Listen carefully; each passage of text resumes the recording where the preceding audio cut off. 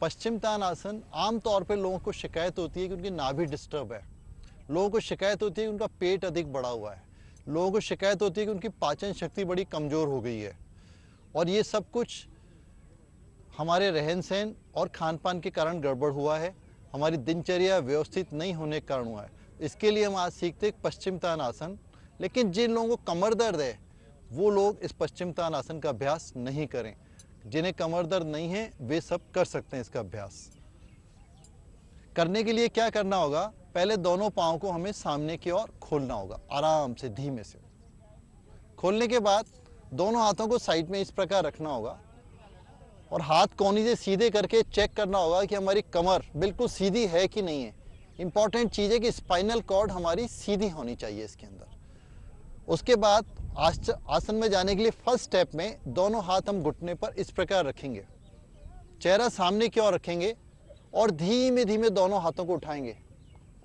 इतना धीमे हाथों को उठाना है कि हमें हाथों की अंगुलियों में सरसराहट महसूस हो। You must feel blood circulation in our fingers. हाथ ऊपर ले अगर खींचने इस प्रकार जब हाथ ले अगर खींचते हैं तो हमारे कंधों का दर्द ठीक होता है, फ्रोजन शोल्डर हमारा ठीक होता है। अब धीमे धीमे वापस आगे आएंगे। आगे आने के लिए हाथ बिल्कुल सीधा रखना है, कमर सीधी रखते हुए कोशिश हमें करनी है कि हम हमारे दोनों पाँव के पंजे पकड़ लें इस प्रकार। सपोज हम पंजे टच नहीं कर पा रहे हैं, पेट अधिक हमारा है, हम यहीं तक हाथ रख करके ऐसे रोक करके भी रुक सकते हैं। यदि हम इसे पकड़ पा रहे हैं तो हम पकड़ लें। यदि हम इतना झुकें और जब यहाँ से आगे नहीं जा पा रहे तो गर्दन को ऐसे नीचे झुका दें। यदि हम इससे आगे जा पा रहे तो हम क्या करें, हम हाथों की उंगलियां और आगे ले जाएं, कोशिश करें, थोड़ा और आगे ले जाएं और कोशिश करें, थोड़ा और कोशिश करें, लेकिन जबरदस्ती नहीं करना। एक ही दिन में परफेक्शन हम नहीं ला सकते, धीमे धीमे हमें परफेक्शन लाना होगा। और यदि हमें लग रहा है कि हम बहुत आगे हाथ ले जा पा रहे हैं और अपना नाक दोनों घुटनों के बीच में टिका पा रहे हैं या अपना फोरहेड ललाट घुटनों पर टिका पा रहे हैं तो हमें टिका देना है और रिलैक्स मूड में रुकना है। वापस आने के लिए इस आसन को 1 से 3 मिनट किया जा सकता है। वापस आने के लिए पहले गर्दन को ऊपर उठाना है धीमे से, चेहरे को सामने की ओर करना है, हाथों को बिल्कुल सीधा करना है, हाथ बिल्कुल सीधे ऊपर लाना है, हाथ खींचने हैं और धीमे धीमे हाथों को वापस नीचे लाना है, झटके से नहीं लाना है।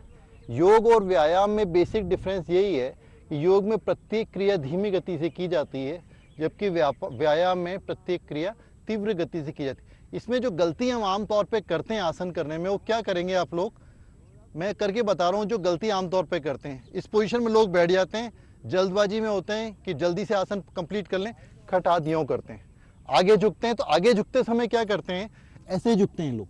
यदि मैं ऐसे झुक रहा हूँ हाथ लाकर तो मैं कभी भी अपने इसको यहाँ टिका ही नहीं सकता।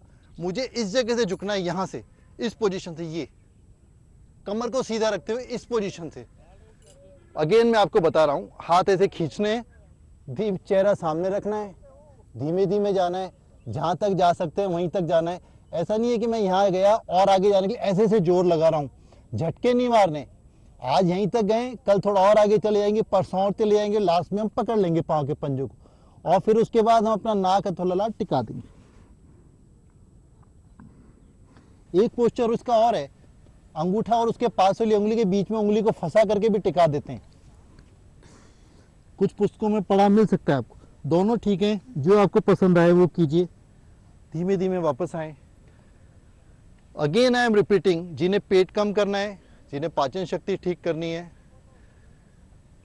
उन्हें इसका नियमित अभ्यास करना चाहिए। जिन्हें कुंडलिनी शक्ति जागृत करनी है, यदि आध्यात्मिक में जाएं तो आध्यात्मिकता की ओर जाएं तो कुंडलिनी शक्ति जागृत करने के लिए ये आसन बहुत इंपॉर्टेंट है। उसके बाद जो भी सुगम आसन है आपके बैठने का, उसमें आप आराम से बैठें, 1-1.5 मिनट रिलैक्स करें और उसके बाद दूसरे आसन का अभ्यास आप कर सकते हैं।